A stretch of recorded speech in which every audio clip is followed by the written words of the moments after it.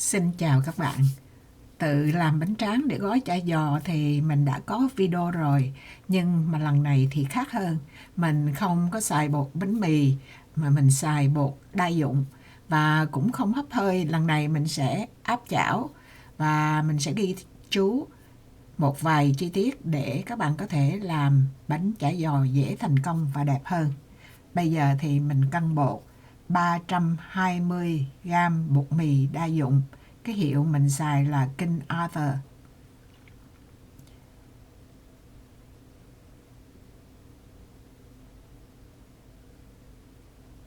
Đông đủ 320 rồi mình sẽ cho muối rồi nước vô. Đơn giản chỉ có vậy thôi.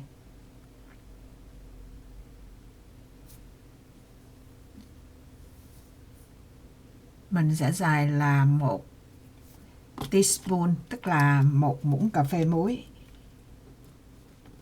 Muối mình xài là muối biển. Mình sẽ cho vô là nước này là nước nóng. Nóng tức là mình rờ vô thì mình thấy nó rờ được, không đến nỗi phỏng da. 200 g. Bạn có thể mình đừng có đổ hết vô, mình đổ từ từ 190 trước, rồi bạn coi nó như thế nào rồi đổ tiếp. Bởi vì cái bột á nó quá khô hoặc quá ẩm, mỗi nơi mỗi khác. Chỉ có trên lệch cỡ 5 tới 10 g là các bạn sẽ thấy bột nó khác. Thành ra mình đừng có đổ hết vô. 200 g nước bạn để tự đổ vô cỡ 190. Mình nhắc lại một lần nữa. Mình dùng cái vá, tại vì có thể vẫn còn nóng, mình dùng cái vá mình trộn cho nó đều, xong rồi rửa tay cho sạch rồi mình nhồi. Nhồi cho tới khi nào mà cái tô nó sạch là thôi. Tức là không còn một cái hạt bột khô nào cả.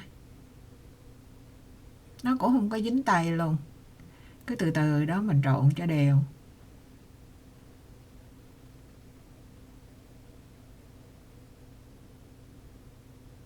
Xong rồi thì bạn thấy nó mịn màng như vậy á, mình sẽ đậy nó lại, mình cho nó nghỉ cỡ nửa tiếng đồng hồ, tức là 30 phút.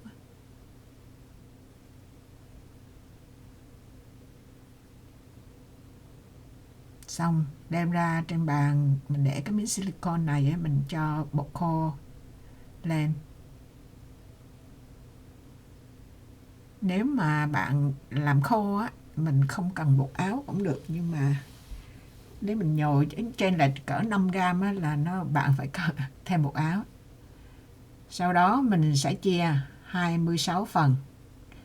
Lần này mình làm bánh nó nhỏ hơn, mỗi phần chỉ có 20 g. Bánh nhỏ hơn là bởi vì mình xài cái chảo nó nhỏ.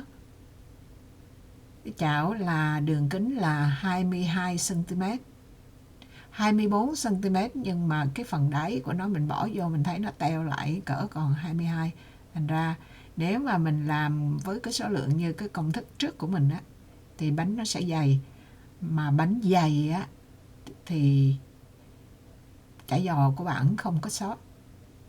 Bây giờ thì mình chia 26 phần xong á, thì mình túm cái muối ở dưới á cho nó tròn.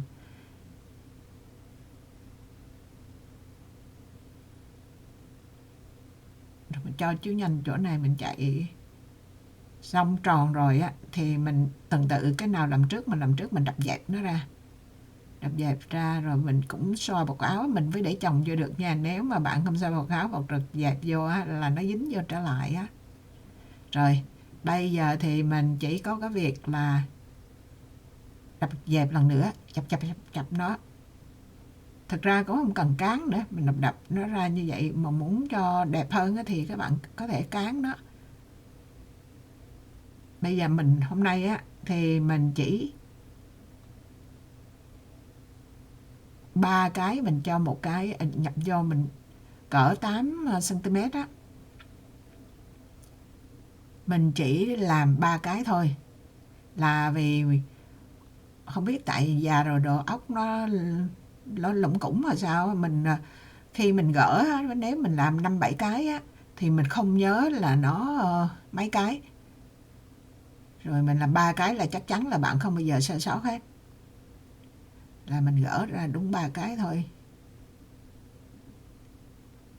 Lần này thì mỗi cái lớp á, không những mình quét dầu, mình đổ cỡ 1 muỗng canh dầu á, thì không những mình quét dầu mỗi cái bề mặt ở trên mà mình còn rải bột vô nữa.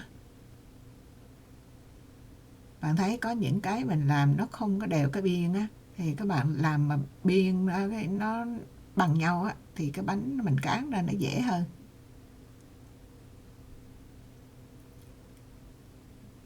Cứ chồng 3 cái vào một tụ như vậy. Cán thì mình cán đều từ trong ra ngoài. Bây giờ thì mình chồng 3 cái xong rồi thì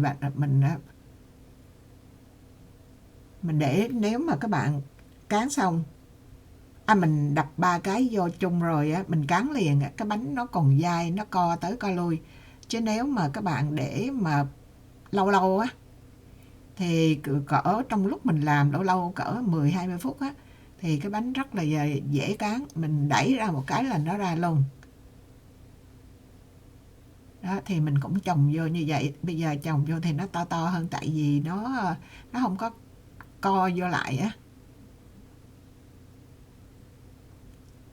Rồi cứ 3 cái vô một tụ, thì cái nào làm trước thì mình cán ra trước. Bây giờ mình để mình cán ra 20 tới 22 cm, bạn cán tùy cái áo của bạn. Cán cho đều. Cái điều quan trọng á, mình thấy làm nhiều lần á, mình cũng chưa được nhiều lần nữa. Nếu mà nhiều lần là mình có kinh nghiệm là mình bảo đảm nó sẽ đẹp, gọi là perfect, gọi lại là gì ta, hoàn chỉnh luôn á hả, 100% luôn á. Nhưng mà lần này mình vừa rút kinh nghiệm á, là mình đã không có làm nữa, thành ra bạn mà chạy kiểu đó hả, gỡ bánh rất là khó luôn. Chạy như trên màn hình á, mình lấy cái đầu nhọn mà ốm đó mà mình chày ra là coi như là khi bạn gỡ đó là rất là khó, là bởi vì nó sẽ có tạo cái vết vùng á, bạn gỡ nó rất là khó, chỗ dày chỗ mỏng. Cho nên nếu mà có thể á, thì bạn để giữa hai miếng giấy, hay là hai miếng giấy parchment, hay là hai miếng giấy plastic á. Rồi chảo chỉ hơi, mình vặn lửa lên, mình để chảo nóng là mình để bánh vô, xong mình tắt lửa, chỉ có hơi nóng đó thôi, mình thấy cái bánh nó phồng phồng như là vậy á, là mình lấy ra. Thì 3 cái bánh là mình rất là dễ tách. Đừng có để cháy, nó cháy, nó cháy quá thì nó dở. Nó gỡ ra rất là dễ luôn. Mà nếu mà cái nào á nó dùng á, là bạn gỡ rất là mệt. Chỗ bị dùng đó là nó chồng mấy lớp lên á, rồi nó chỗ dài chỗ mỏng nó không có được. Thành ra khi cán á, là lưu ý là làm sao đừng có để mà bánh nó dùng. Nếu mà chưa có kinh nghiệm á, thì mình nghĩ các bạn đó, chỗ dùng đó, bạn đó, chỗ giờ dùng đó là tự gỡ không được, nó sẽ bị rách. Thành ra mình cán cái ống cán á, là đừng có xài cái đầu mà ốm nhọn nhọn á. Cái ống cán nào gọi cái French của Pháp á, là còn ống cán mà bằng thẳng một cái ống từ đầu đến đuôi giống nhau á, thì dễ cho cái loại bánh này hơn. Đó, đây là mình biết chắc chắn là còn 2 cái là mình gỡ, chứ có nhiều khi mình cán mỏng ra quá đó, rồi mình không biết nó 1 lớp hay 2 lớp. Nếu mà các bạn làm mà 3 cái một chồng á, thì mình vừa cán bên này thì bếp mình để bên kia, mình làm liên tục, nó rất là nhanh luôn. Cái bánh nào mà không có bị dùng á, gỡ ra là không có bao giờ bị rách hết. Mình làm 320 gam bột mì đa dụng này sẽ ra được là 26 miếng bánh, đường kính là 20 tới 22 cm.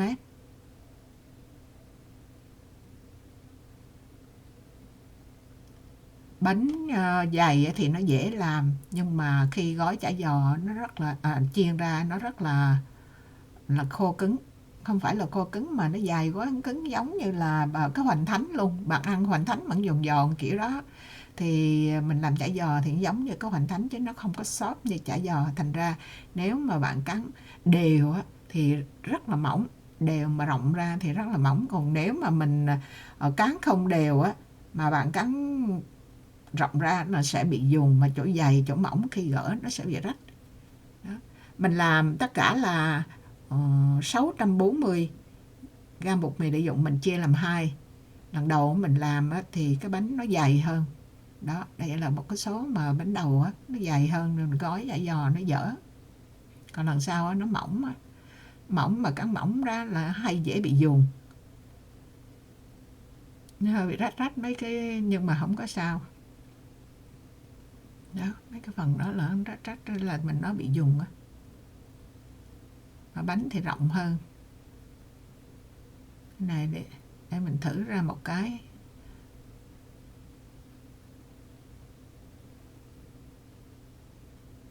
Cái phần này là cái lần trước á, mình làm mình nói là lần trước là nó là 23 gam 23 xin lỗi 23 gam một cái bánh, thành ra nó bị dày. Rồi sau khi mà làm xong á, nếu mà bạn không gói liền á, để mình bỏ vô bao đẩy hơi ra, nếu bạn có đồ để hơi, còn không bỏ vào ziploc này rồi bỏ vô đông lạnh. Mình bỏ một tuần sau mình mới làm bánh, mình mới làm chả giò. Hai cái bịch rồi 2 lần làm, lần thứ nhất lần thứ nhì, chỉ đơn giản vậy thôi. Hôm nay mình chia sẻ là đáng lẽ là mình làm một cái video làm luôn ra chả giò, nhưng mình thấy dài quá cho nên mình cắt lần 2 á. Cảm ơn các bạn đã theo dõi, hẹn gặp lại các bạn trong video kế tiếp để làm chả giò chay. Cảm ơn các bạn đã theo dõi, bye bye.